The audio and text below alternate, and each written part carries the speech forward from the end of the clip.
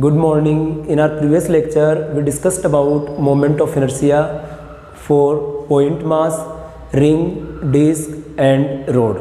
Now, in this lecture, we are going to discuss moment of inertia of hollow sphere, solid sphere, hollow cylinder and solid cylinder. ठीक है. Now, तो first हम start करते हैं moment of inertia of hollow sphere. So, let we have a hollow sphere of mass m and radius r. हम एक hollow sphere consider करते हैं जिसका मास कितना है m and its radius is r. Now this hollow sphere is rotating about an axis which is passing through its centre of mass और we can say about diameter axis with angular velocity omega. Now देखिए, जब भी हमें continuous mass system के लिए moment of inertia find करना है तो कंसेप्ट क्या होता है, according to the formula of moment of inertia I is equal to integration dm into R square. देखो, कितना भी डिफिकल्ट क्वेश्चन हो, आपको याद रखना है कि उस डिस्ट्रीब्यूटेड मास सिस्टम के लिए आपको dm लिखना आना चाहिए, then dm into R square. तो फर्स्ट थिंग, जैसे मैंने आपको बताया था कि जब भी हमें कंटिन्यूस मास सिस्टम के लिए मोमेंट ऑफ इनर्शिया डिराइव करना है, कैलकुलेट करना है, तो फर्स्ट थिंग हम एक एलिमेंट लेना होगा, फिर उस एलिमेंट का मोमेंट ऑफ इनर्शिया लिखेंगे एंड देन उसको इंटीग्रेट करके कंप्लीट बॉडी का मोमेंट ऑफ इनर्शिया हम फाइंड कर सकते हैं. तो आप देखिए कि for a hollow sphere what should be its element. if we want to form a hollow sphere then उसका एलिमेंट क्या होना चाहिए. तो देखिए, आपको याद रखना है कि होलो स्फीयर जो होता है इसका एलिमेंट होगा different rings at different angles. अगर मान लो हम इन सब रिंग्स को कनेक्ट करेंगे तो यहाँ पर क्या बनेगा, होलो स्फीयर फॉर्म होगा. तो होलो स्फीयर के लिए एलिमेंट लेने का जो कंसेप्ट होगा आपको याद रखना है, हॉरिजॉन्टल से थीटा एंगल पर आपको एक एलिमेंट कंसिडर कर लेना है, स्मॉल एंगल डी थीटा का. इसकी थिकनेस कितनी आएगी, आर डी थीटा. और ये जो एलिमेंट होगा एक्चुअल में इट इज़ अ रिंग. ये कुछ इस तरीके से एक रिंग होगी.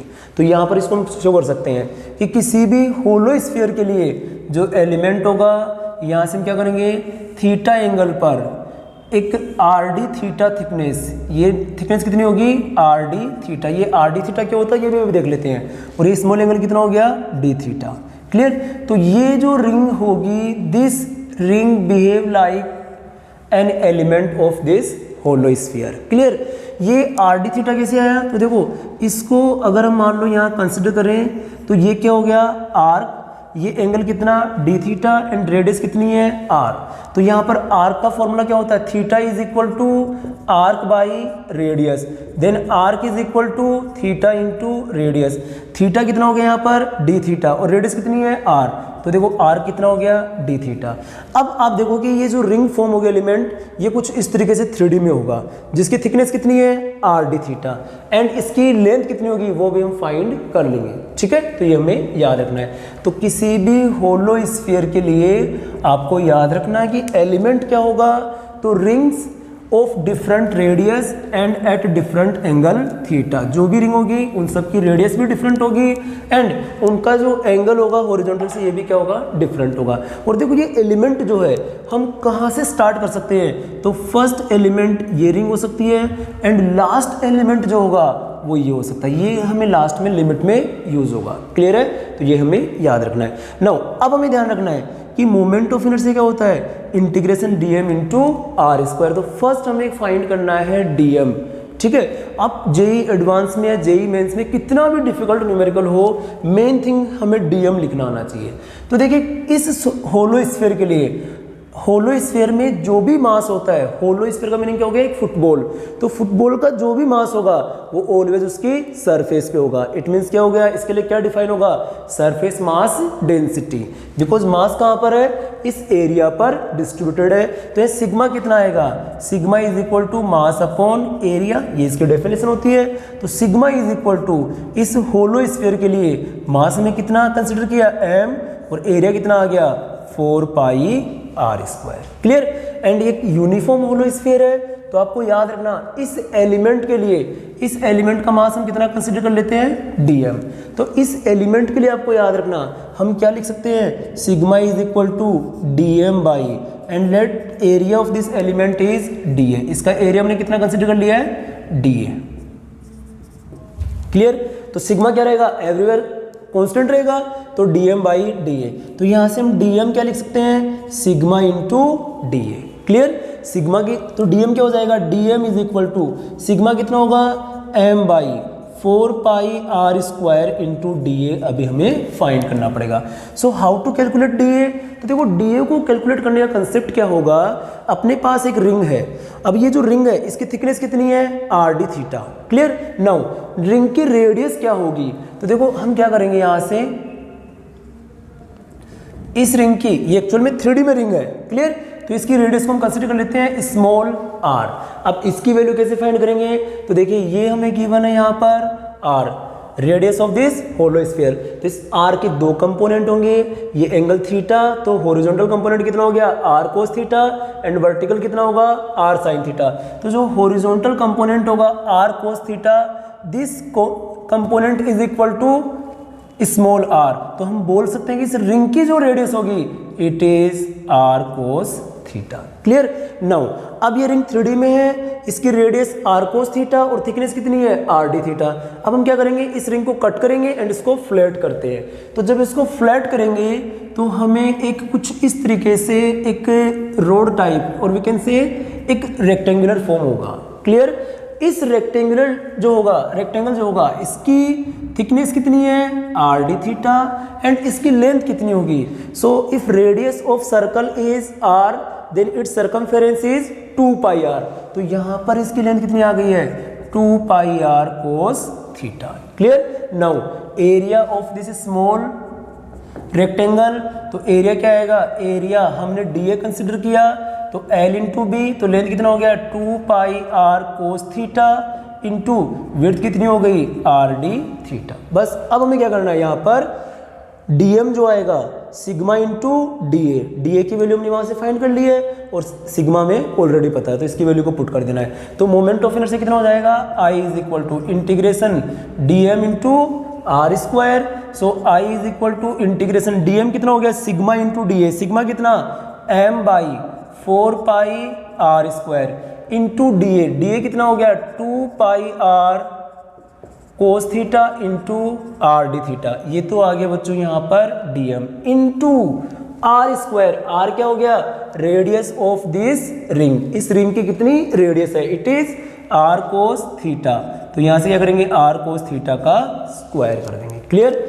इसको सिंप्लीफाई कर लेते हैं, तो I इज इक्वल टू, देखिए यहाँ पे 2 पाई से 4 पाई 2 टाइम्स कट होगा, r इंटू आर स्क्वायर से कट हो गया, तो अपने पास क्या बचेगा, जो कांस्टेंट है उसको इंटीग्रेशन से बाहर ले लेते हैं, तो m बाई 2 इंटू यहाँ क्या हो गया, आर स्क्वायर, तो M R square by 2 into integration के अंदर कितना हो गया यहाँ पर, cos theta and cos square theta, it means cos cube theta into D theta. Clear. ये हमें याद रखना है। नाउ अब इसको थोड़ा सा हमें सिंप्लीफाई करना पड़ेगा, तो इसको हम ऐसे लिख सकते हैं, I is equal to M R square by 2 into, अब देखिए यहाँ पर इंटीग्रेशन, इसको हम लिख सकते हैं कोस square theta into cos theta D theta. और एक चीज़ याद रखना, जब भी हम इंटीग्रेशन करेंगे तो हमें लिमिट्स भी पुट करनी पड़ेगी। तो लिमिट्स पुट करने का कंसेप्ट क्या रहेगा, तो आपको ध्यान रखना है। देखिए यहाँ से फर्स्ट एलिमेंट हम कहाँ कंसिडर कर सकते हैं, इस केस में, एंड लास्ट एलिमेंट ऐसे डिफरेंट रिंग कंसिडर करेंगे और लास्ट एलिमेंट क्या होगा, वो या टॉप पर होगा। तो देखिए जब फर्स्ट एलिमेंट हम यहाँ कंसिडर करेंगे तो ये एंगल कितना होगा, -π/2, एंड लास्ट जब ये यहाँ चला जाएगा तो ये एंगल कितना हो गया, +π/2। क्लियर है, जो भी एंगल हम हॉरिजॉन्टल से देख रहे हैं। क्लियर। तो लिमिट क्या होगी यहाँ से, -π/2 टू कितना हो गया, +π/2। नाउ हमें एक फॉर्मूला पता है कि sin square theta plus cos square theta कितना होता है, 1। तो cos square theta can be written as I is equal to mr²/2 and it can be written as 1 minus sin square theta into कितना हो गया, cos theta D theta. Clear. And limit from -π/2 π/2, ये हमें ध्यान रखना है। इसके बाद देखिए बच्चों यहाँ पर, यहाँ हमें थोड़ा सा कुछ एलिमिनेट करना पड़ेगा। ठीक है। तो यहाँ पर हम क्या करेंगे बच्चों, साइन थीटा को कंसिडर करते हैं, let sine theta is equal to X, कुछ भी मान सकते हैं आप, X Y Z T whatever जो भी है, ठीक है। तो यहाँ से क्या करेंगे, sine theta is equal to X, both side में थीटा के रेस्पेक्ट में डिफ्रेंशिएट करेंगे। सो साइन थीटा का डिफ्रेंशिएशन क्या हो गया, it is cos theta, and ये क्या हो गया, D X by D theta. So D X can be written as कितना हो गया, cos theta into D theta. Clear. Now अब हम क्या करेंगे, साइन और ये कोस थीटा की वैल्यू को यहाँ पुट करेंगे।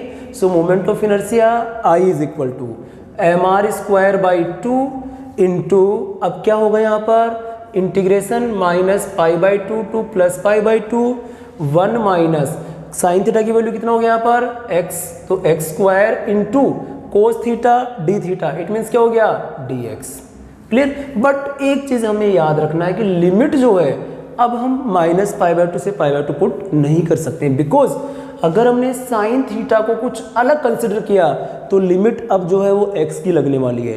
तो यहाँ पर क्या होगा, देखिए जब फर्स्ट लोअर लिमिट, तो साइन थीटा, थीटा कितना हो गया, माइनस पाई बाई 2, तो साइन माइनस पाई बाई 2 क्या हो गया, minus sine pi by 2, it means pi by 2 कितना हो गया, 1, तो ये क्या हो जाएगा, x is equal to -1। Lower limit जो होगी वो क्या होगी, x इक्वल टू 1, और अपर लिमिट क्या होगी, साइन पाई बाई 2 मीन्स क्या हो गया, 1। तो लिमिट जो है लगेगी -1 to 1। देखिए जब भी अगर मान लो आप किसी क्वांटिटी को अनदर क्वांटिटी कंसिडर करेंगे तो लिमिट भी वहां पर क्या होगी, वेरी होने वाली, चेंज होने वाली है। Clear. So i is equal to क्या हो गया, M R square by 2।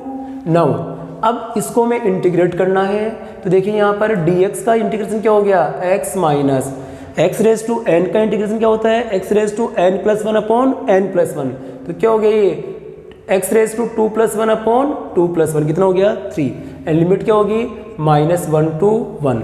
So moment of inertia I is equal to M R square by 2।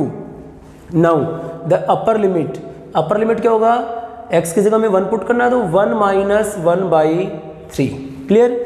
Minus lower limit, तो लोअर लिमिट क्या हो गया, x की जगह में -1 पुट करना है, -1, फिर क्या हो गया यहाँ पर माइनस अगेन -1 बाई 3।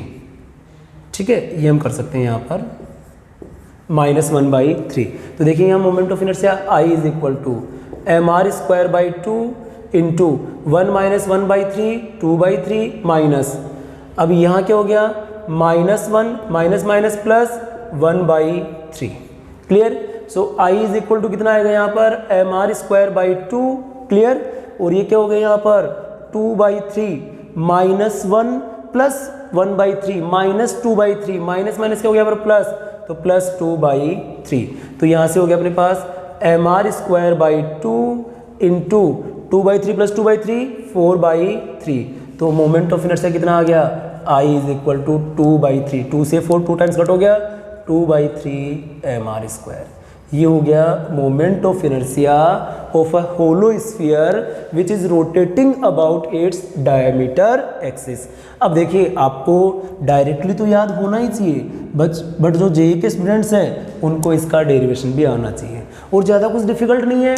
आपको मोमेंट ऑफ इनर्शिया में एक बहुत अच्छे फैक्टर को समझना है, दैट इज इसका formula integration dm into R square. और आपको क्या करना है, dm जो है इसको लिखने का समझ में आना चाहिए कि इसको मैं कैसे पुट करना है। ठीक है। और dm आपको तभी क्लियर होगा जब आप बॉडी को जो linear mass density, surface mass density and volume mass density आपको वो क्लियर होगी। क्लियर। नाउ आप इसको नोट कर सकते हैं। नेक्स्ट देखते हैं moment of inertia of solid sphere. Solid sphere के लिए मोमेंट ऑफ इनर्शिया क्या होगा, आप एक बार स्क्रीन को पॉज करके इसको नोट कर लीजिए।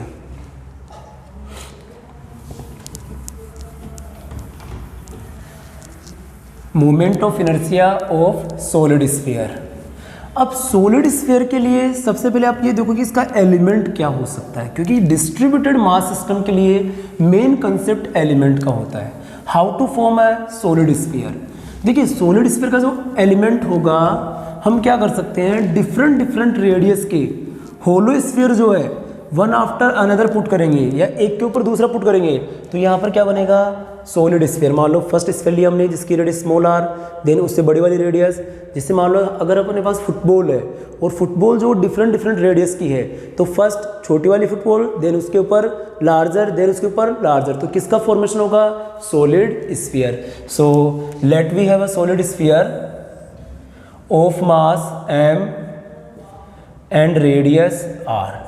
And what is the difference between solid and hollow sphere? Remember, in hollow sphere mass is distributed only on the surface, but solid sphere में क्या होगा?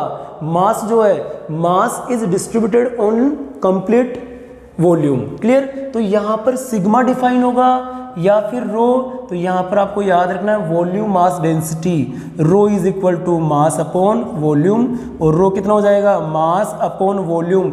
स्फीयर का वॉल्यूम कितना होता है? It is 4/3 pi R square, 4/3 pi R cube. Clear? तो यहाँ से क्या हो जाएगा? रो इज इक्वल टू 3 ऊपर जाएगा 3m/4 पाई आर क्यूब, ये हो गया रो डेंसिटी। अब इसके लिए एलिमेंट क्या होगा? तो किसी भी, और ये काफ़ी इम्पोर्टेंट है, सॉलिड स्फीयर का जो कंसेप्ट है ये इलेक्ट्रोस्टैटिक, जिसमें गॉस लॉ जो होता है वहाँ भी फ्लक्स वाले कंसेप्ट में कई बार पूछा जाता है।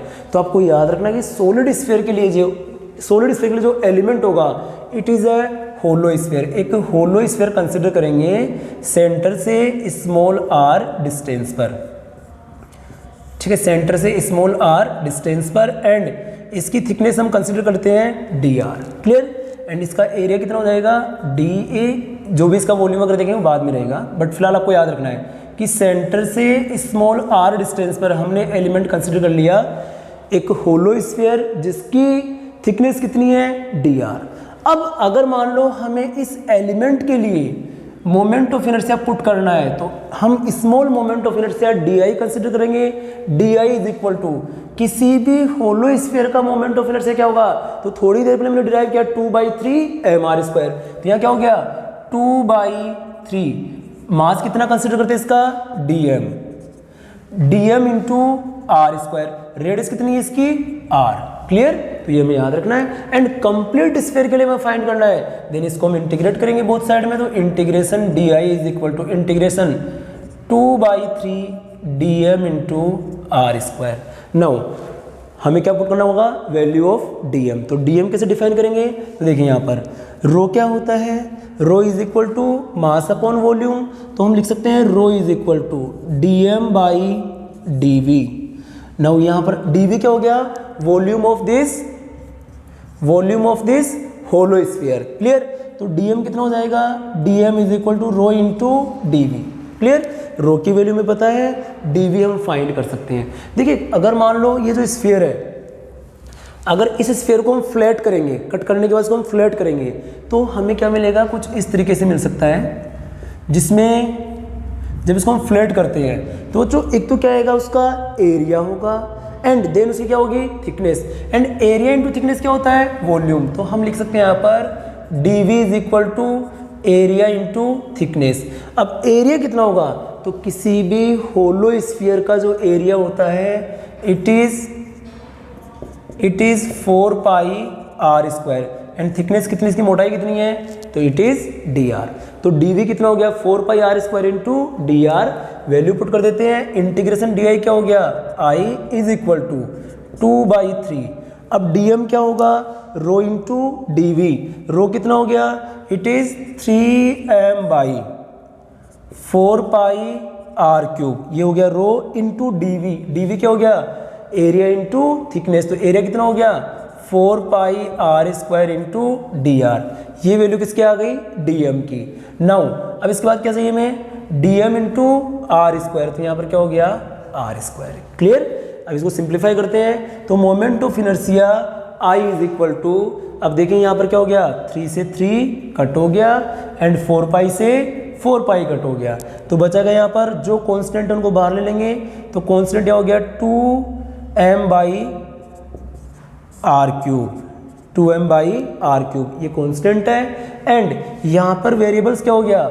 Are square into R square, r raise to 4 into कितना हो गया यहाँ पर?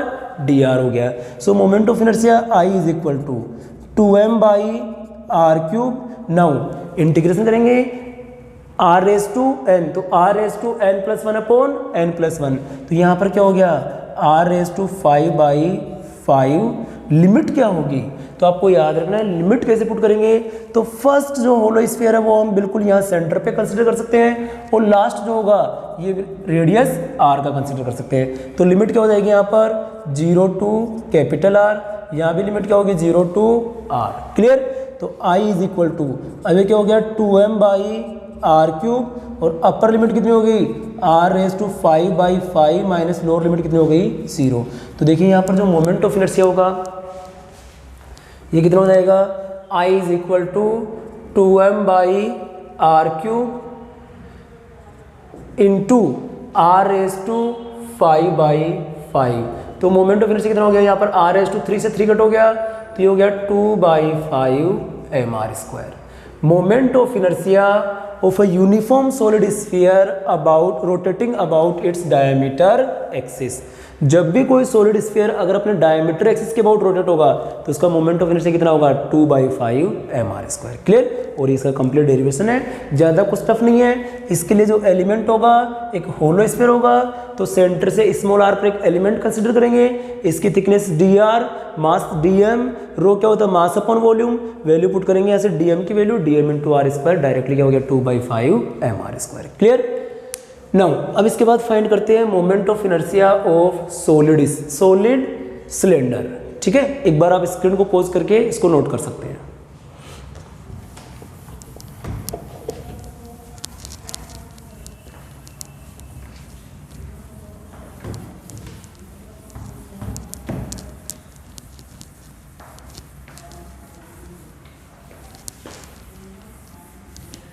Moment of inertia of solid cylinder,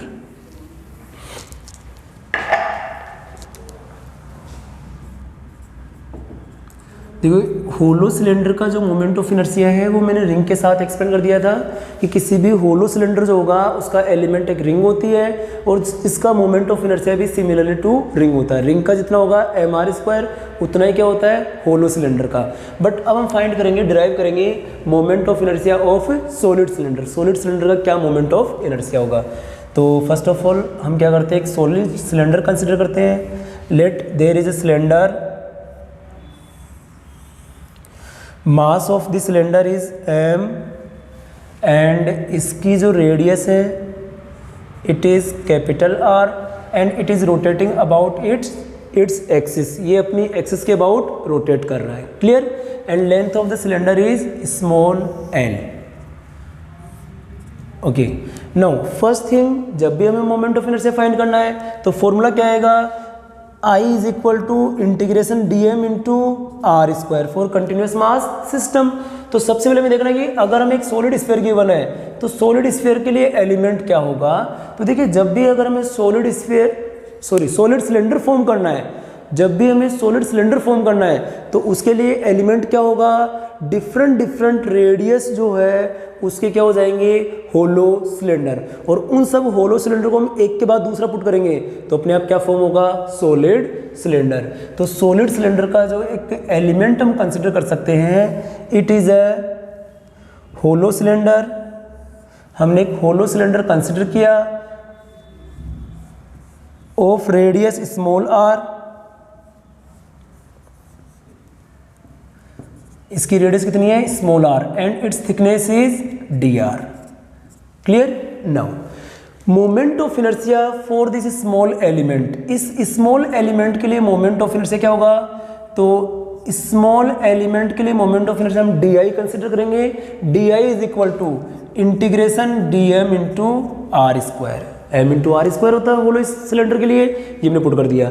अब हमें मेन चीज क्या करना है, dm फाइंड करना है। सो dm, अब यहाँ हमें देखना है कि किसी भी होलो सिलेंडर में क्या डिफाइन होगा, लैम्बडा, सिग्मा या फिर रो। तो यहाँ पर देखो जो भी मास है वो कंप्लीट वॉल्यूम में डिस्ट्रीब्यूटेड है, तो यहाँ हम डिफाइन करेंगे रो। रो क्या हो गया, वॉल्यूम मास डेंसिटी। तो देखिए रो को हम लिख सकते हैं, rho is equal to mass upon volume. तो मास हमने m कंसिडर किया, और किसी भी सॉलिड सिलेंडर का वॉल्यूम जो आएगा it is πr² into l, ठीक है, pi R square into H होता है, तो यहाँ क्या हो गया, हमने लेंथ एल कंसिडर की है, pi R square into L, and this rho also can be written as dm by dv for this small element. Clear? So dm can be written as rho into dv. Now rho की value में पता है, तो हमें dv मतलब इस element का volume find करना है।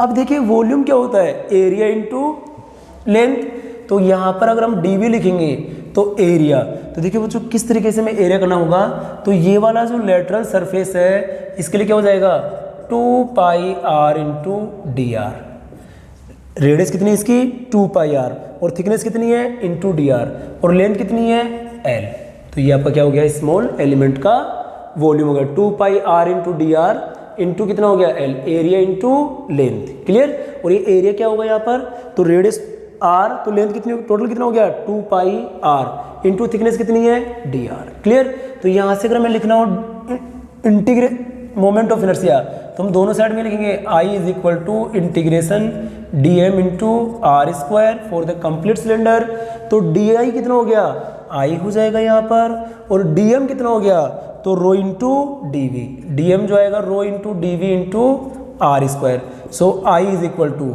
रो इंटू डी वी, तो देखिए रो की वैल्यू क्या होगी यहाँ पर, तो M by pi R square into L, M by pi R square into L. Clear?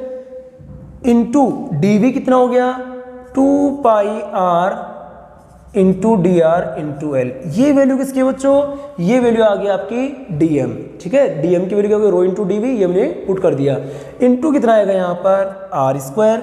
So moment of inertia जो आएगा, जो पार्ट कट हो रहा है कॉमन उसको कट कर लेते हैं, देखिए यहाँ पर पाई से क्या हो गया, पाई कट हो गया, एल से यहाँ पर एल कट हो गया। क्लियर?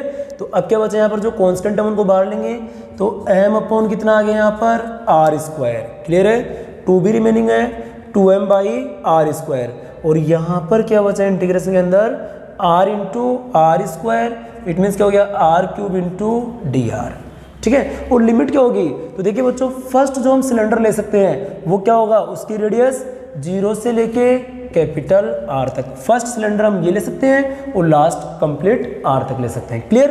तो यहाँ पर क्या आएगा I is equal to 2m by R square.